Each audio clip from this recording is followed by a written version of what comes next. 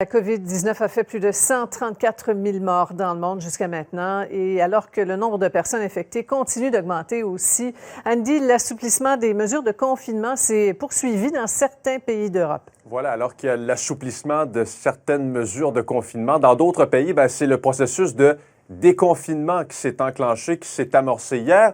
Par ailleurs, Sophie, je vous parlais du Danemark. Eh bien, transportons-nous au Danemark pour commencer aujourd'hui, où près de la moitié des écoliers ont pu regagner leur établissement aujourd'hui, donc retour sur les bancs d'école.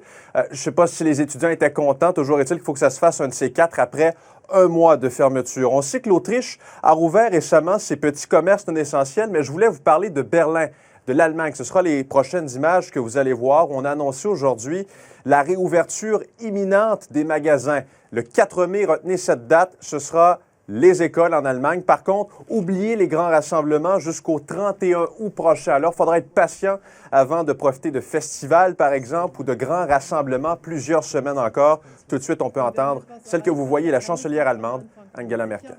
Wir können nur schrittweise dann nach dem 4. Mai langsam wieder die einzelnen Schuldinge machen. Es muss in reduzierten Gruppen sein, es muss ein Schulbuskonzept da sein, es muss ein Pausenkonzept da sein. Es wird also ein hoher logistischer Aufwand zu betreiben sein und deshalb bedarf das einer intensiven Vorbereitung.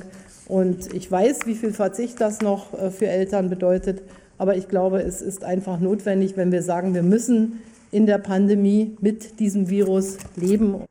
Image de la Corée du Sud, durement frappée au début de la crise, où aujourd'hui, c'est assez inédit, sans précédent quand même. On a procédé à des élections, les législatives, des images assez particulières. Allez voter comme ça quand il y a des gens en combinaison, quand on vous demande de vous laver les mains, on prend votre température corporelle. Sinon, en France, en Italie et en Espagne, quelques signes encourageants avec des baisses finalement du taux de mortalité des bilans quotidiens.